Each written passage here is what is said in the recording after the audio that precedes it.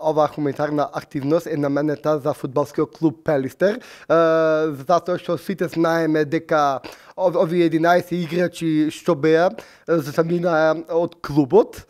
Ние како хуманитарно здружение млади хуманисти упативме апел до тренерот Спасе Ристевски, тој одговори позитивно и да започнуваме оваа хуманитарна активност. Да кренеме јавноста, да го кренеме битолското општество, да бидеме хумани, да бидеме пред се човечни.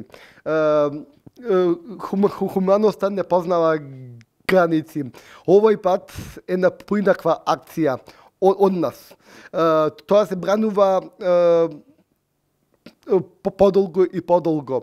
Затоа да направиме. Од сегашната власт добија Пелистер плати, но тие се во долгови.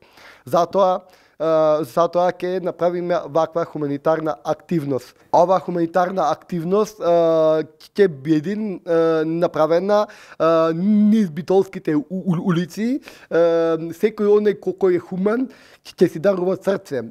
Исто така сакам да најавам покрај оваа хуманитарна активност, уште е една хуманитарна активност наменета за децата без родителска грижа.